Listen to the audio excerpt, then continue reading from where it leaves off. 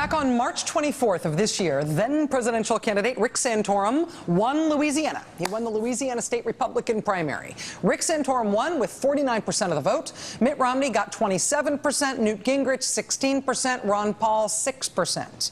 The great state of Louisiana will send 46 delegates to the Republican convention in Tampa this summer.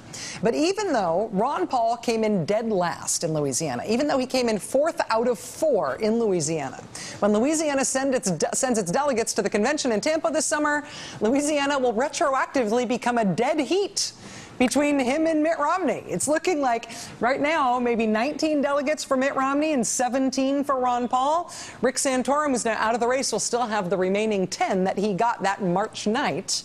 But Ron Paul supporters overwhelmingly dominated the Louisiana caucuses this past weekend. Almost 3/4 of the Republicans elected at the caucuses in Louisiana say they support Ron Paul for president. Also this weekend, there was chaos at the Republican caucuses in the great state of Massachusetts.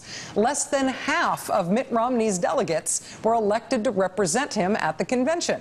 Voters instead chose Ron Paul delegates. They even rejected Mr. Romney's former lieutenant governor from his time as governor of the state. She lost as a delegate, so Ron Paul delegates could win. Also this weekend, Ron Paul supporters in the great state of Alaska quite literally took over the state party's convention. A Ron Paul guy won the state party chairmanship. The Paul supporters were so fired up in Alaska, they were just so loud, that Senator Lisa Murkowski, who's a Mitt Romney supporter, hear that? Could not deliver her planned speech in the room. Neither could her guest, Wyoming Senator John Barrasso. The crowd is chanting, Ron Paul, Ron Paul, Ron Paul, and nobody else is getting a word in edgewise. As a result of all this, a Ron Paul supporter won the election for state Republican Party chairman. He beat out the guy backed by the current Alaska chairman, who's had the job for over a decade. Alaska's going to end up sending 6 Ron Paul delegates to the Republican National Convention in Tampa.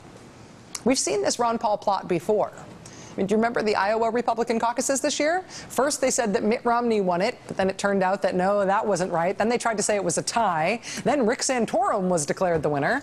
But then it turned out none of it actually mattered in a practical sense, because the Iowa caucuses did not allocate a single delegate.